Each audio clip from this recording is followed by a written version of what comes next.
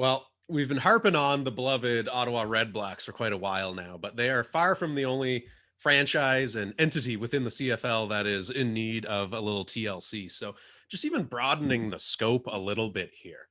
I mean, there's a litany of factors that we could point towards right now, but the thing that has been making, I guess, the most noise in the quote unquote casual fan who might go to a game every season, or they'll check the box score of the CFL, but they're not a diehard, I've been to every Grey Cup since 1970 whatever, like CFL through and through fan, really is the talk of, all right, what's the future of this league? Because if you look at the average age of a CFL fan right now, it is getting alarmingly high on that key demographic scale, to put it politely. And very politely. Very, very politely. And they really aren't attracting, unless you are within the minor football landscape of Canada and you're getting the chance to go out there and play an exhibition game at one of these stadiums, or hey, free ticket giveaways to whatever Myers Riders football club or Cumberland Panthers or whatever, and bring some kids out to the game. Like, you're probably not getting exposed to a whole heck of a lot of CFL action. Now, part of that is the product they're putting out there. Part of it is how they're selling it and marketing themselves. Part of it is the media itself too, because outside of some less than 100% effort TSN broadcasts that they're putting out there, it's not exactly easy to find CFL highlight packages or talking head shows dissecting, the stuff like that, or even CFL podcasts for that friggin' matter either. Even within Ottawa here, I think you can't throw a friggin' stick down the road without hitting someone who runs a Senators podcast. But like, how many people run a Red Blacks podcast in Ottawa? Like, probably two. If that, and they might even be employed by the team. Like, and other than the Dine Sports podcast and the Front Office podcast, probably not a lot of full league coverage being put out there. No, absolutely not. So the direction of where does the league go from here to attract new viewers, get in some younger people involved in the game, all of that, how do they brand themselves? It's all up for debate, because as you alluded to before, you can't keep doing the same thing expecting different results here. They've proven over the last even 20 years, pretty much since we've gotten into the new millennium here, that what they're doing is getting worse and worse every year as far as brand promotion and product placement. The diehards will never stop tuning in. We're not worried about them. But at a certain point, Grandpa Joe, who's 75, who hasn't missed a Ticats game in the last 30 years, he's not going to renew his season tickets. Who is taking over his seats? Because it sure as hell isn't going to be his grandson. So the future of the league, do you see, let's say, 15 years down the road here, are they still a 3-down league? Are they just an NFL clone north? Are they aligning themselves with the NFL or the NCAA? Like, or are they still a complete standalone entity? Like, what is the actual future you think down the line for the Canadian Football League? I thought they had a very good opportunity to put an emphasis on not a rebrand, but a reshift in focus that would have attracted a different demographic. It's not a rebuild, it's a retool. Exactly. When they were in talks with the XFL. Yeah. Okay. Because what's the main, revenue generator for any professional sports league? Broadcast deals. Where's the largest pool of money in regards to broadcasting in the world? America. Anyone who wants to say that the US doesn't control the money and the eyeballs on TV, I'm sorry, you're mistaken. That's where you have to get into. And negotiating these deals where you have the odd game on ESPN 8, the Ocho, and all that kind of thing, like right after corgi racing. Exactly. And right, because that takes precedent, obviously. Yep. You have to be very naive to the fact that will not give you a boost. Now, I know when the commissioner first came into power, he instituted the CFL 2.0. And what that was is trying to engage other markets around the world by partnering up with different leagues to get a bigger audience and a bigger, viewership, which is a brilliant idea in theory. Mhm. If you could do that, you're bringing in roughly, another 500,000 to 1,000,000 eyeballs per country, right? Every time you go in and make one of these deals, that means revenue. That means worldwide exposure. That means different sponsors who are in these countries will say, hey, I like that product because it's new and different. I'm going to invest some of our money in there so that way we can get some of that Canadian market. That's how it works, everybody. So when you have the opportunity to partner up with an upstart league that's not going to, again, threaten your livelihood with the XFL,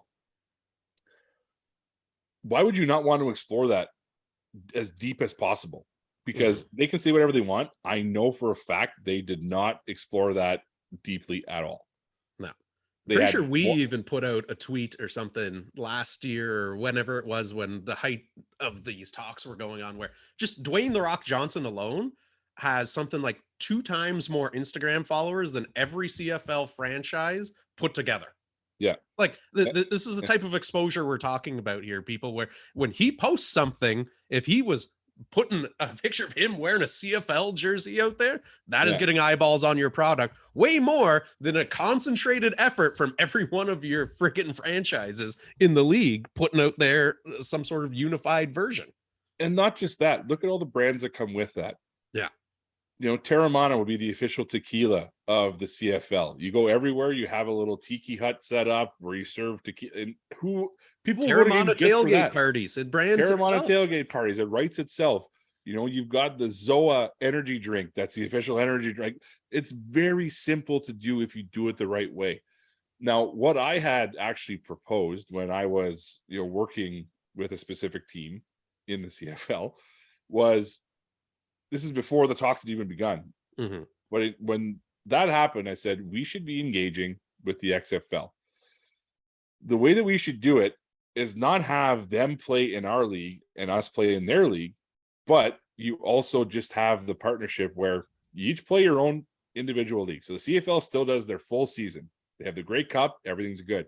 XFL has their full season. They have their championship, good to go. They have 10 teams. All right, the deal is contingent that we get a 10th team in Halifax. So now it's 10-10. At the end of the season, you do a home and home. So now the CFL champion goes down to play in the XFL with XFL 4-down rules. The XFL champion comes up here and they do a home game with whatever the CFL champion is, and they play Canadian rules with the 3-down football. Do you not think that a lot of Americans would check that out just because? Do you not see how much coverage the NFL gets for someone not showing up for training? Like the Tom Brady not being at training camp has dominated headlines. Like the entire CFL would kill for the amount of coverage of, is Tom Brady on The Masked Singer this year? Is that why he left the Bucs training camp? Like it's unbelievable how short-sighted some of these partnerships really are. And I think it does have a lot to do with the fact that, unfortunately, the CFL has kind of painted themselves into the corner of they're now so dependent on the few diehard fans that they do have who are God opposed to do not change a single rule, whether it's 3 downs, whether it's field, whether it's whatever, minor tweaks. Like I will turn in my season tickets before I see a 4-down football up in CFL Canada here. Like, they're so concerned about losing them that they balked at the first, sign of trouble here. And that's how that deal fell apart right from the get-go. Yeah. You obviously have to listen to your fan base because they're the ones who are driving revenue through the door. But to a certain point, you're not going to have a fan base if the league isn't around. Yeah. So you're absolutely right in the sense that when you're so dependent on something, the fan base and the season ticketers know that they've got these teams by the you-know-whats.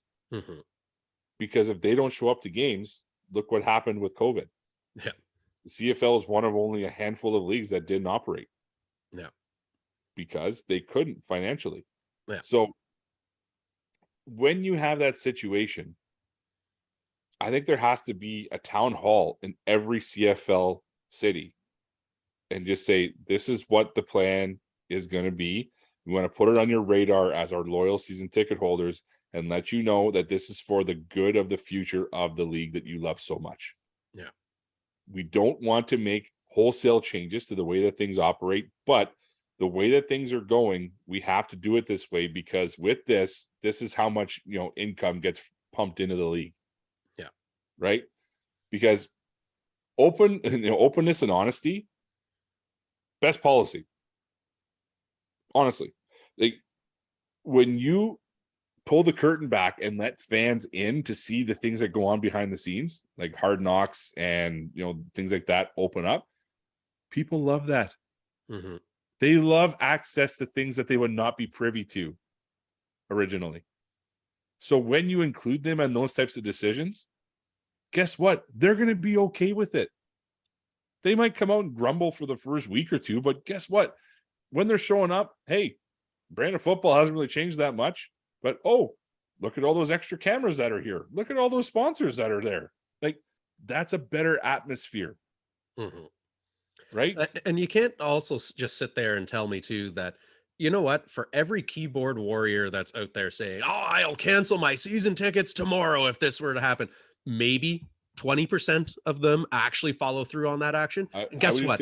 I would say it's less. I would say it's less than that. Probably. I'm even being generous here. But Yeah. like, honestly, if you get Dwayne The Rock Johnson, the XFL, this, whatever you want to call it, North American, like, try and set it up that it rivals the Super Bowl because it's all of North America, blah, blah, blah. Like this giant event that you're going to go and penultimately lead up to.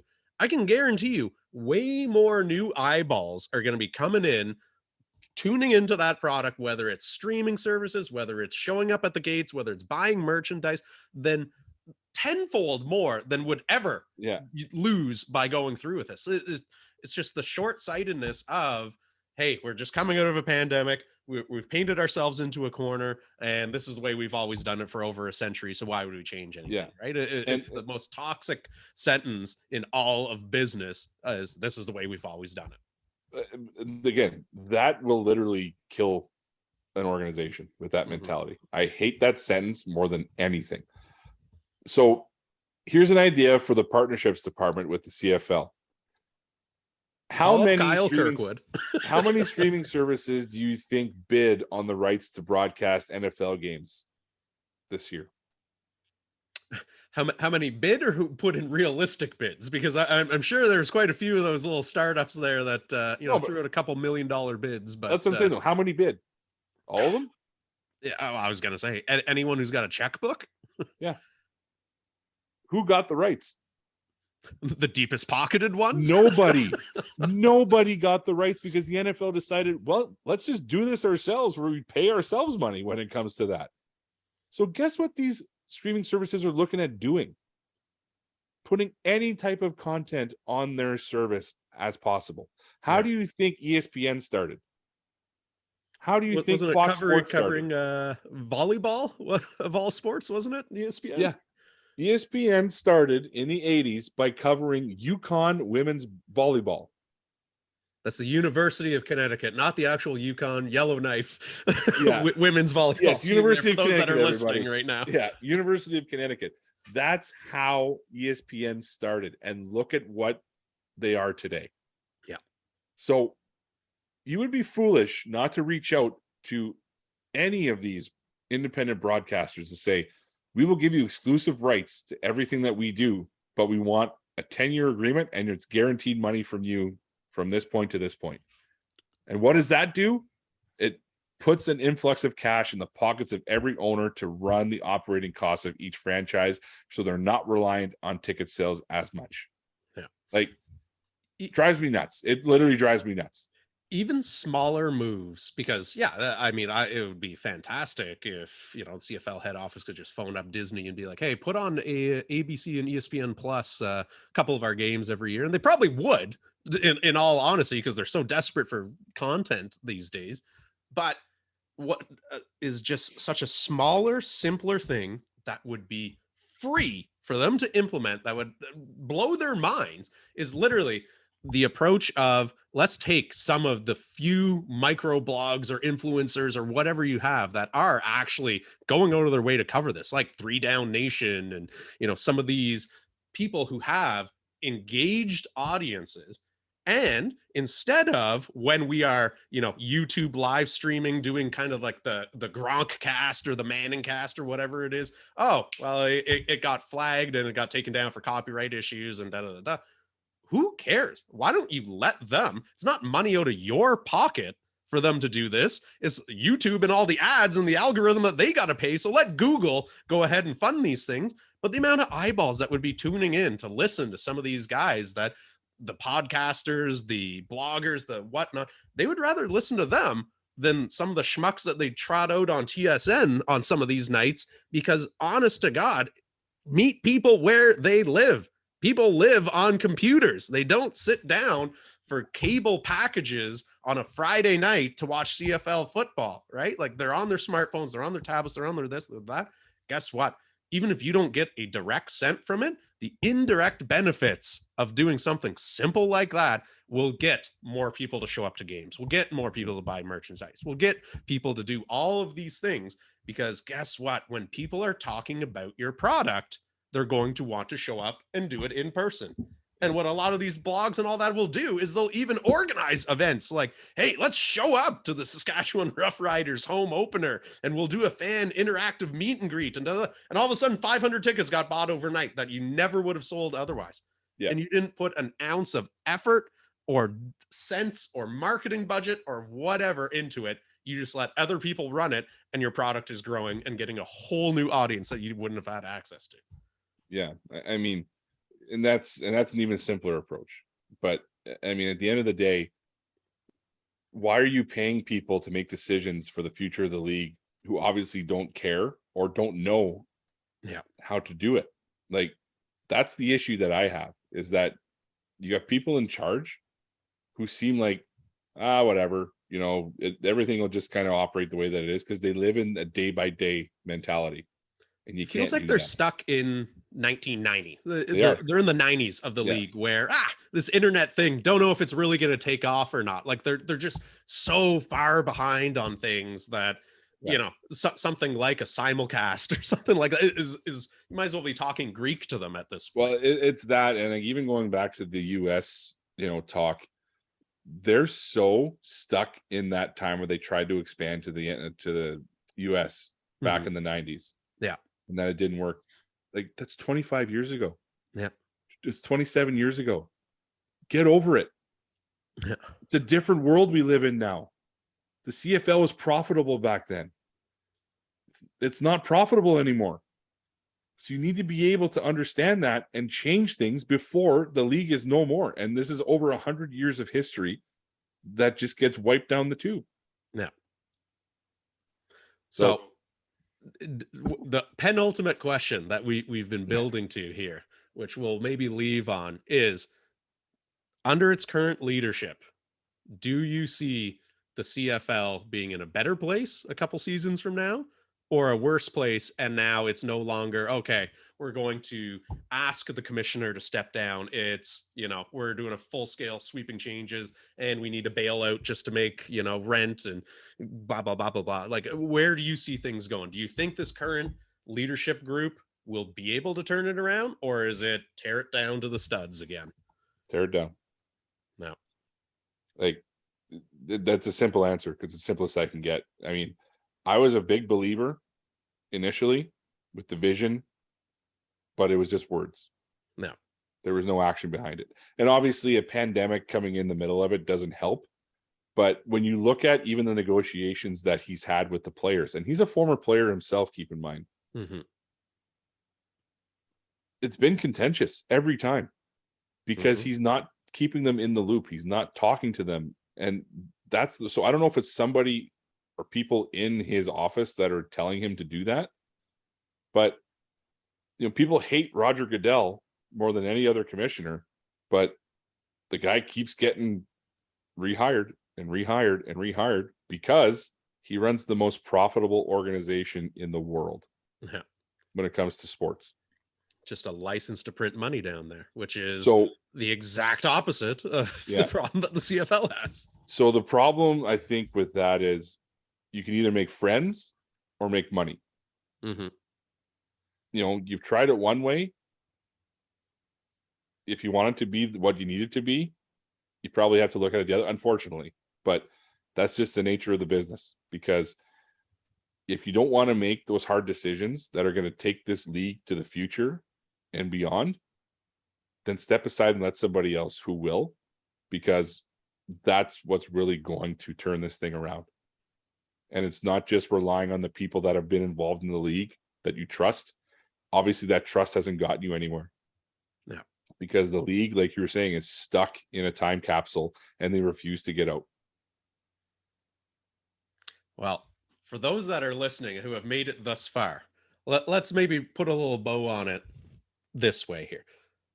This has been a pretty doom and gloom episode. It hasn't been our usual, butt slapping hijinks and whatnot that we usually talk about when you come on. But you're the one who wanted to change up the topic, man. I was all set to be all sunshine, rainbows, and you just pulled talk about fantasy football and all the mistakes I'm going to make this year.